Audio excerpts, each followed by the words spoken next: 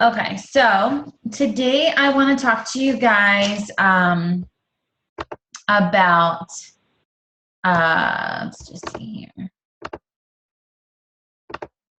Okay. So I was on a webinar Thursday night, and it was about how to attract on social media. So I'm just going to give you a lot of the tips that I got from this guy.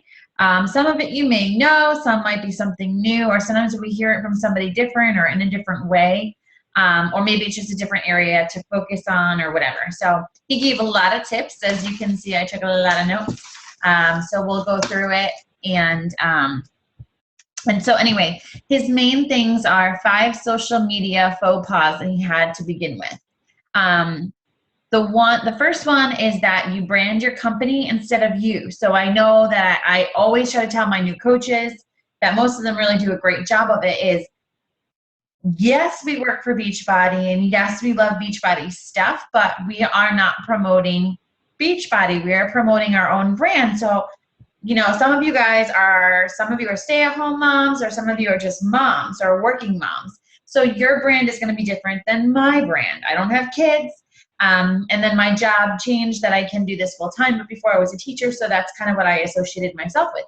So that was part of who I was and what I was presenting to other people.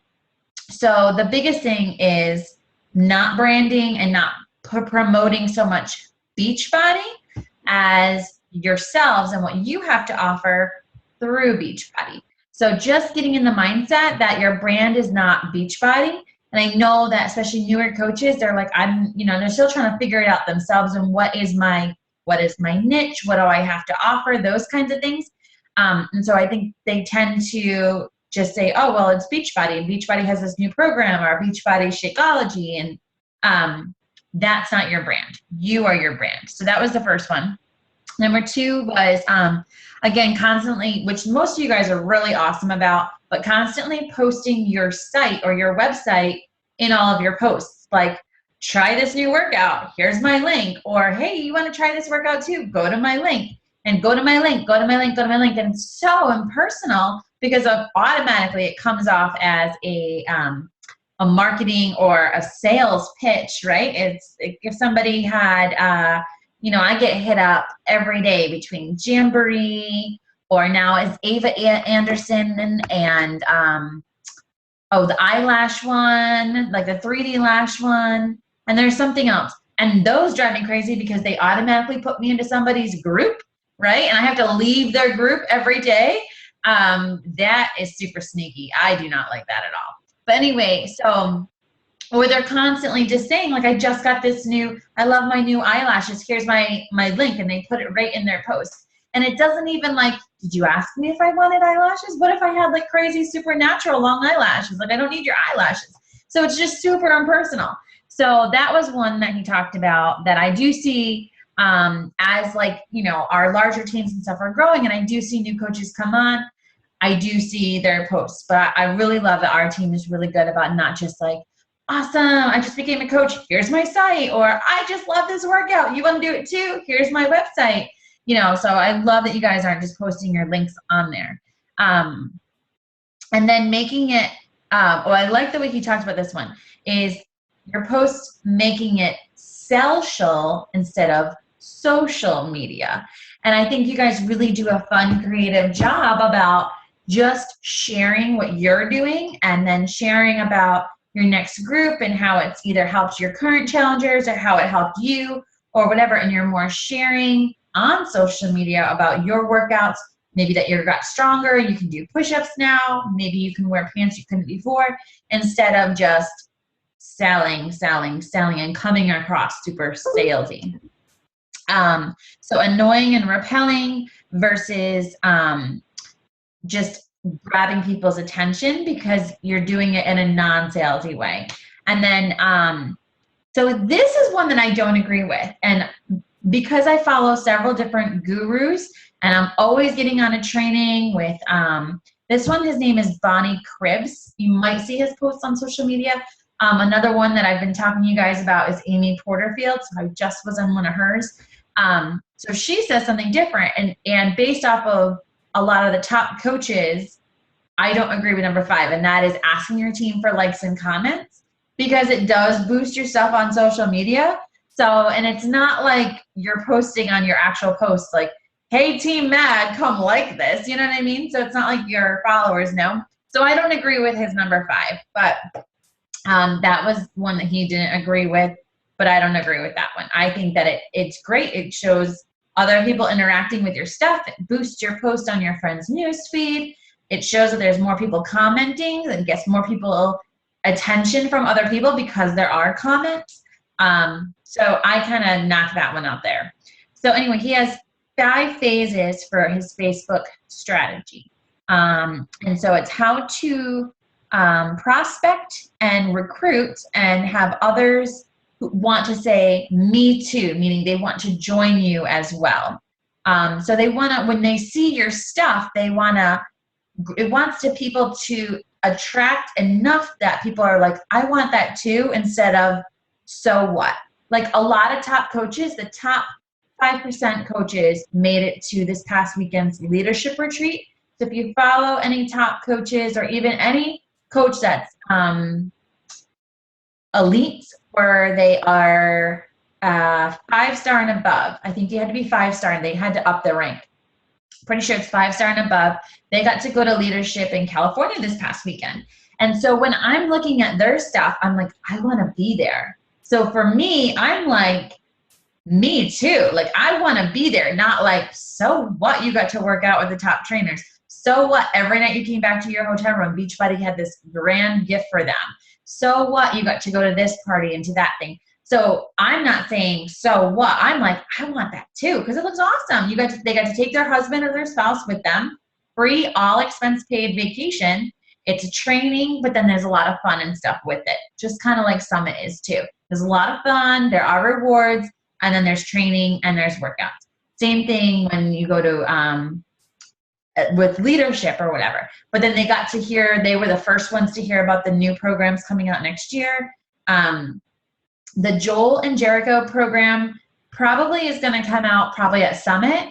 That one is still considered top secret. So even those coaches that went this weekend, they got to do one workout with them, but they don't know like what the whole workout is.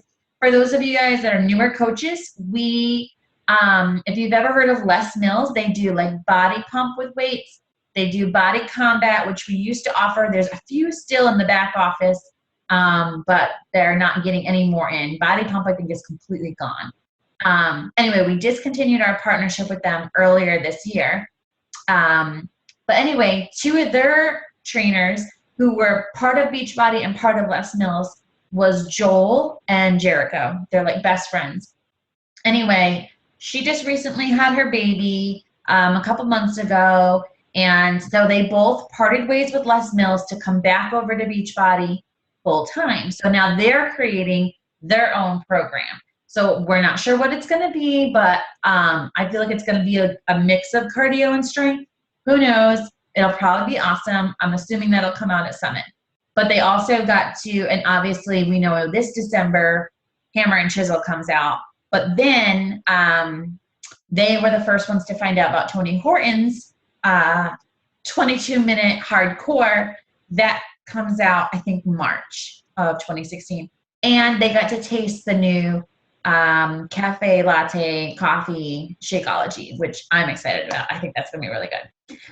So anyway, so they get those sneak peek stuff. So that's kind of really cool. So anyway, the coaches that were sharing their experiences at leadership, the way they post about it, it's not to brag, and a lot of them are sharing about how they got there. You know, a lot of them started out with coaching with crazy debt, and a couple of them have the military husbands that they were able to retire early. You know, Tara Carr, who's going to speak on the National Wake Up Call tomorrow, she's one of those who retired her husband, I forget how many years early from the service, so that he could be home with the family. And that was her mission. And she's one of the millionaire coaches. And so anyway, a lot of them, the way they share it, it's not like, look at me, look at me, look at what I get to do. It's like, I'm so blessed. I'm so thankful. This is where I was a year ago. This is where I was 3 years ago. and this is where I'm at now, and I just can't believe it, and I just want to give other people this opportunity. So the way they present it, it's not when I look at their stuff, it's not like, so what, you got another award, or so what, you earned another trip. It's like, me too, like I want that too. So just keep that in mind when you are posting about something, or if something does go really well for you, or rank advancements and stuff like that, or as you're sharing your fitness journey, and as you're sharing your love of coaching and your love of helping other people, when you present it, are people going to receive it as I want that too, I want to feel like that, I want to have that? Or are people going to feel as if you're bragging, and then they're like, so what, and that turns people off. So again, keeping in mind, and the more that you prospect and recruit is by sharing things in a way that people are going to say, me too. So the first one is the primping phase. So if you ever follow Chalene Johnson, she talks about this too, creating an avatar. And I think this would be a really good idea as a team that we each would come up with. So what does an avatar mean? It means like you picture in your head who is your perfect, doesn't mean somebody that you currently know, but who would be your perfect client? Who would be the one person that they have all the characteristics of what you want in the perfect client? What would they look like? Would they have blonde hair, brunette hair? What would their job be? How old are they? Do they have kids? Do they work? All those kinds of things, because that's what your target is going to be. That's who you have in mind. So when you're meeting other people and you're reaching out to other people, you're like, and when you're making your posts are almost directed at that avatar.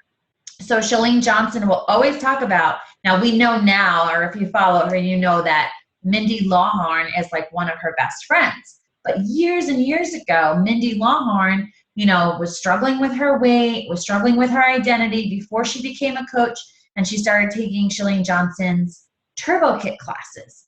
And she lost weight, and she gained this confidence, and she shares all the time that she's like, I am not athletic, but you don't need to be athletic to be able to do fitness.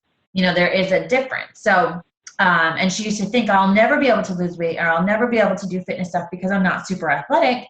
But if you look at her now, you're like, the girl's got it going on, but that's not what the case was back then. So anyway, Chalene Johnson says, whenever I'm talking or creating something or speaking on social media and stuff, who is my perfect avatar? And she always says that Mindy then, at the time, would have been who it was her perfect avatar.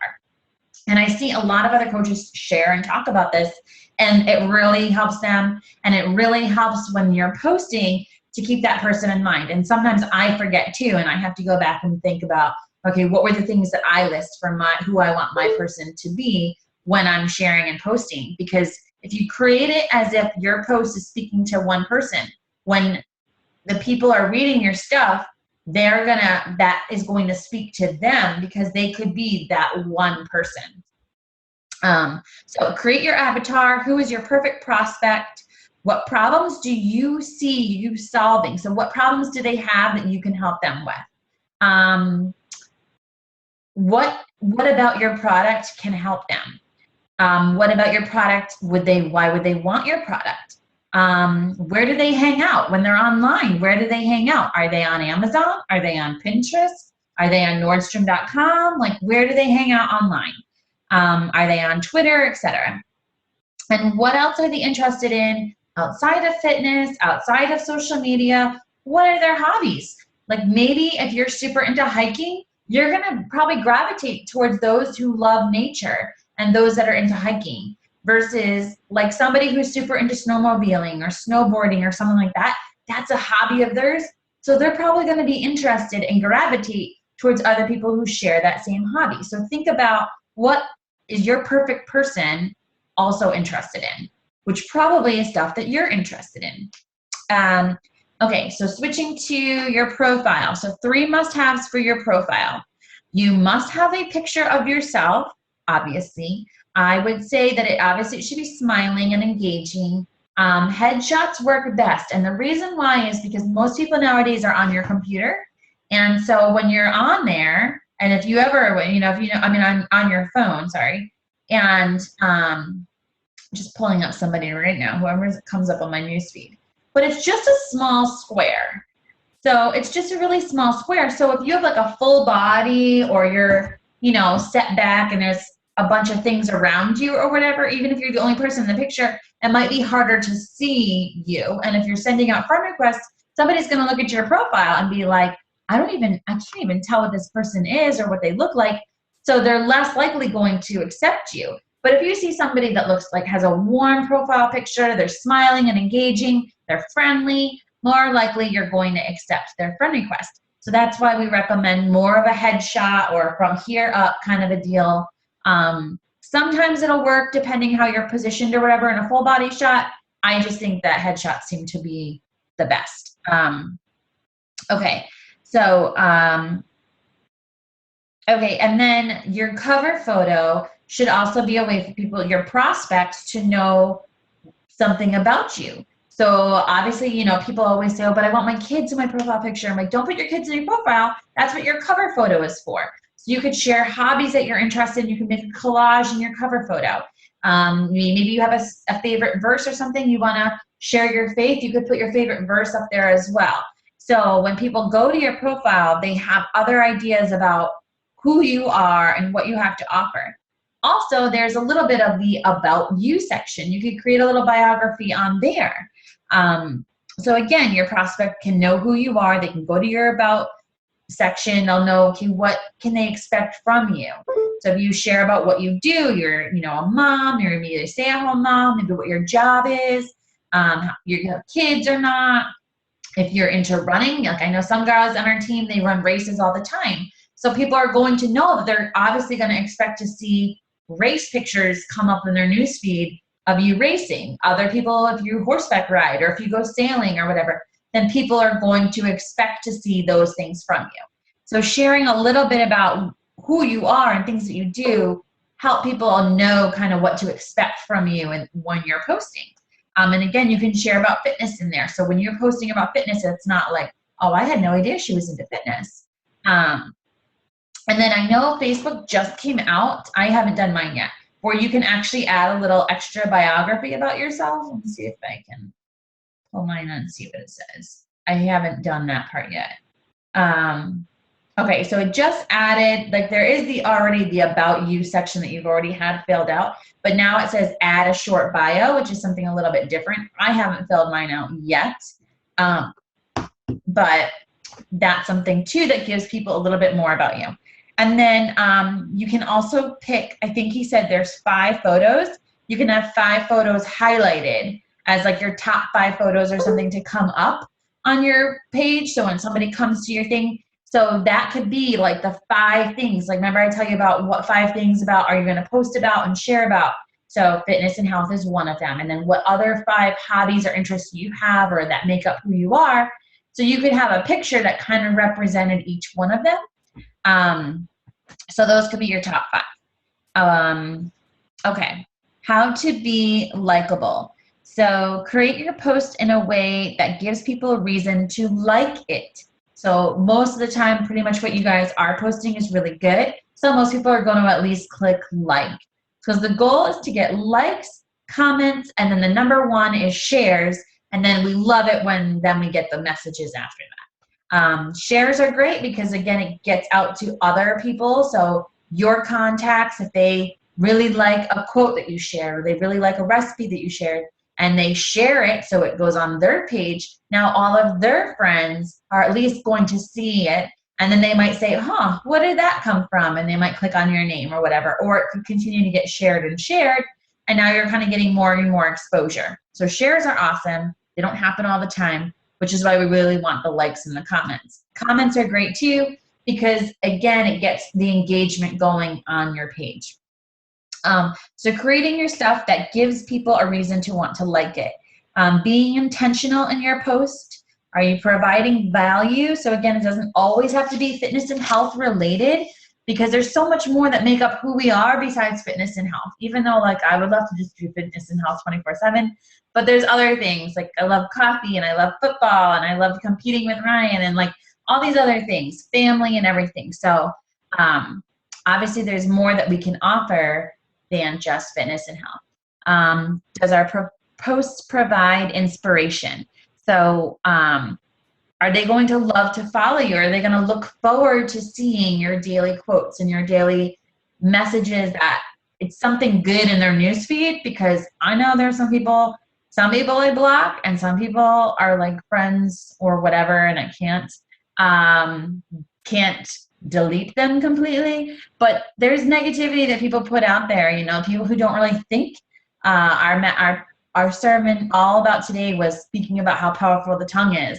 And like, if someone just cuts you off in traffic, if your first thing to do is to just quickly like lash back out with vulgarity or something at them, or somebody really pisses you off and the first thing you do is you get online and you just like want to rip somebody a new, whatever.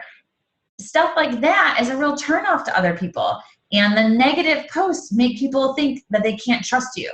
And it's really hard when like one day you're super always positive and you're posting inspiration, and the next day you're posting really nasty stuff or really angry and aggressive stuff.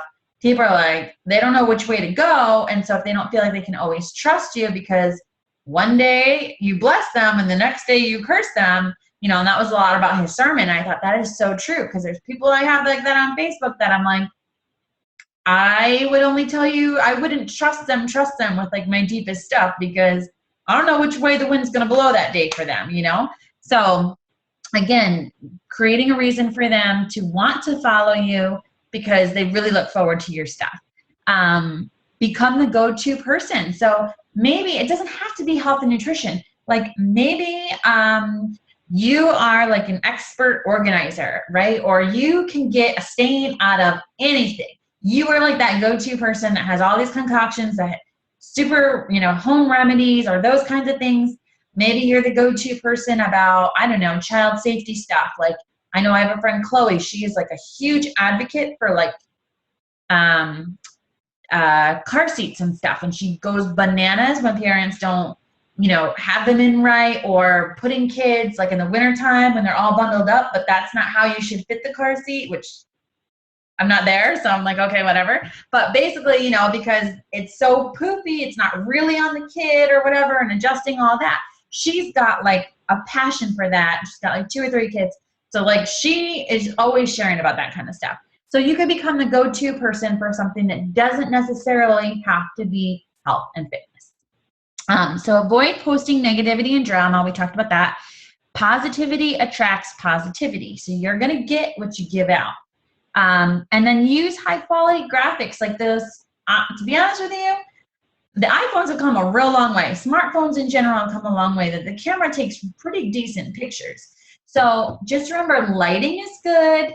Make sure the lighting is on, like if I'm taking a picture here, then I want my lighting back here, not right behind what I'm taking a picture of. So coming up with really nice graphics, pulling stuff off of Google and making it your own. So use high quality stuff that's going to grab people's attention versus a blurry picture or a dark grainy kind of picture. Moving on to posting with a purpose. So 1, never post just to post. So if you're really crazy and you haven't had any planned posts and you're like, crap, I should be posting 3 to 5 times today, and I've only made 1 post earlier today. Let me just throw something out there. I'd rather you don't even. It's not even worth throwing something out there. Don't post just to post. So you need to know, why are you making that post, being specific about it, being intentional. You're posting to help grow your business. You're posting to help grow your audience.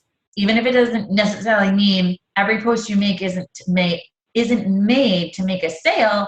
Every post should be made to get engagement and to get people wanting to follow you. So like, oh, I really like what she posts. I look forward to her post every day, kind of a thing. Even though they're not buying anything, they're not joining a challenge group, they're not trying Shakeology, it's okay. You're just growing your audience. So don't post just to post. Number 2, is your post either educational, inspiring, entertaining, encouraging, or informing? Doesn't have to hit all of those things each time, but is it one of those things? Is your post congruent with the brand and the image you're creating? Or this is why I say it's great to follow coaches and top coaches, but not to copycat everything that they do, because people will know how you talk and what you're about. And if you just come out of left field with something so crazy and random that you can't even fully relate to, it wouldn't be something that you would normally come out with. Like some coaches really suffer from hypothyroidism, right? I don't. So I can talk about IBS. I suffer from IBS. I can talk about my lactose intolerant. I can talk about how gluten, I have a lot of gluten sensitivities and other food sensitivities. So I can talk about that stuff. But if all of a sudden I'm like sharing all this information about hypothyroidism, people are going to be like, why are you talking about that? Because I don't have that. Whereas Brandy Butts, Crystal Karmetz, or I totally butchered her last name, but before she got married, it's Crystal Bland. Anyway, Meg Kwasinski suffered from it. Like, so they legit, they share their journey and their health struggles through it. So it's normal for them to post about it. Just like I wouldn't come out all of a sudden posting about pregnancy stuff and like, oh, well, if you're 5 months pregnant, this is what you should know. And I'm not pregnant, right? So, so don't post something that's not who you are. So it should fit your brand and your image.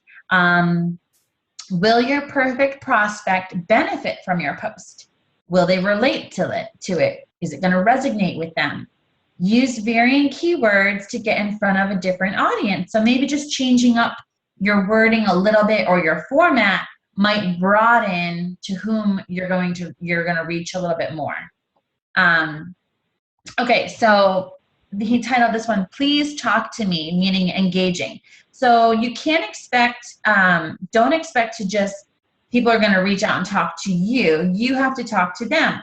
So liking and commenting on other people's things, that's going to get some of the engagement going because you're already making some of the effort. But then if you post something and somebody comments, be sure to quickly comment back. So I always know, like Janelle Summers will talk and Shillian Johnson will talk about, try to give yourself at least a 20-minute buffer that when you post, you have time right after you post to be there if somebody is going to like or comment, and not posting and running. Because when you post and you run and one or two people comment and you never comment back, it's going to make other people not comment. But if you comment back, you're getting that conversation going, so it's boosting it up. But people are like, oh, wow, she's really responding to me.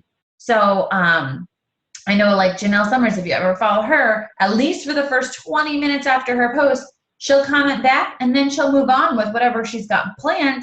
But then she's going to follow up with those comments maybe that night or the next day to boost it up again. And she's going to comment back to anybody who commented to her. So you can't expect people to want to engage with you if you don't engage back with them. Which I think you guys pretty much know, but just for newer coaches, and then sometimes we forget to. So the more you engage, the more approachable that you seem, and then you can provide them with help. You're giving value. Your perfect prospect will then want to reach out to you by the more value and help and things that you share and you post about. They build this trust with you through that. And then they build this connection, and then they feel like, okay, I'm going to reach out now. Now they're ready to reach out, and they don't feel as uncomfortable private messaging you about something. So be welcoming and inviting. Ask questions and leading questions. So a lot of times, Mindy Wender is another top coach you should follow. She'll always say that because when you're on your phone, if your post is a little bit longer than a few sentences, sometimes only the first like 4 lines show up, and then it always says see more. So she'll always ask a question as her very first thing. Then she makes her post with her picture. So maybe it could be simply like, can you relate? And then it's whatever post and then a picture. So maybe it could be, you know, a mom who, you know, you just cleaned something, you turn around and your kid's already got it a mess again. Or, you know, one kid's dressed and the next thing you know, the kid's got her socks off again. You're like, oh my gosh, how long is it going to take us to get these socks and shoes on, right? Something like that could be simple. Can you relate? People are like, to what? Then they're going to click see more and at least want to read your post. It's an engaging kind of question. So asking those kind of questions is great. Keep your eyes open. Those who like and comment on your stuff, begin to get a conversation and privately going with them, build that relationship, because they're already making that effort to like and comment on your things. All right, let's see if we can go through this. We got 5 minutes here. So starting the conversation, take your business off the table, right? We don't want to lead with our business and what we have to offer health and fitness wise. Take that off and just be human, be real, connect, be authentic. That's like the number one thing. Each relationship is unique. So when I am talking to someone, say I'm talking to Sarah about something and what she's going through, and I'm like, oh, okay, I know what you're struggling with. This might really be able to help you. I might have to talk to Tiffany really differently than Sarah. They're going through 2 different struggles, 2 different mindsets or whatever. So talk to each person uniquely. Carry yourself in your posting. Even if you're not super confident in what you have to offer and who you are, it's like the fake it till you make it type mentality, right? So you want to post with confidence. You want to post as if like your standing up posture is strong, shoulders are back. You want to just come across more confident than even you are. Have a servant attitude in everything that you do. Okay, so where do you find your prospects? It could be other groups. I know that each city and town and state and stuff seems to have some kind of group. It could be, a free yard sale group. It could be a moms with kids group or a stay-at-home moms group. Groups for, your local whatever. I know people are in all different kinds of groups that you can find. So groups on Facebook, groups on like meetup.com, or even like Craigslist has groups and stuff. Business pages, finding people that are interested in the same TV shows that you are, or the same products that you are, or brands that you are. Other training courses. Even by going to and looking at your competitor. So if you were on a competitor's page or whatever for our business, and you followed some people that are on there. Other products that you like to buy, those kinds of things. Building relationships. So ask questions that look for a pain point. Asking a question that might really resonate with somebody, with something that they're really struggling with, or maybe they're going through a really dark point in their life, but you can relate because you've been there. So the way you're asking those questions, asking questions that are surrounding your niche. So your niche is going to want to respond to that question because they want to give their opinion on it. Asking how you can help them. Asking questions, what are they missing out on? Maybe they're like, what is missing? They can't figure it out. They can't seem to get it together. I always seem to get people that are like, I can't stick to a diet. I can't stick to this or that. And usually it's because they're going at it solo and they don't have a support system at home, which is why challenge groups are awesome, because at least they have that support system and it's private. So just leading with how you can help them. And then you can talk with them in a private message saying, if I could show you how to, would you? Get them on the phone. I know so many people are like, I don't ever want to talk to anybody on the phone, but it makes it personal. Facebook may not always be here. Times are changing with social media. So you want to always be able to have another way to contact people, email and phone. But showing that effort that like, hey, I can talk tonight at 7. Can I get you on the phone for like 15 minutes, whatever. Would you want to learn how to overcome blank? If I could help you, would you want to hear how I've helped my friend blank? Those kinds of things. So again, phone, text, set up an appointment. Treat your business like it's $1 million business and not like we've invested $15.95 into our business. So you want to be front and center. If you need to set yourself a calendar reminder to follow up with people, keep those things. So keep in mind that you want to get your eyes on certain people, on a different prospect. It might cut us out in like a minute. It's not just about likes and comments. It's about growing your audience, and it's about building relationships and engagement with those people. And then taking it offline, like we said, private messages, email, phone call. So keep your funnel full, and keep doing what you guys are doing. and really focus on who is your avatar. I think that you'll feel like it's easier to post if you have a real specific person in mind.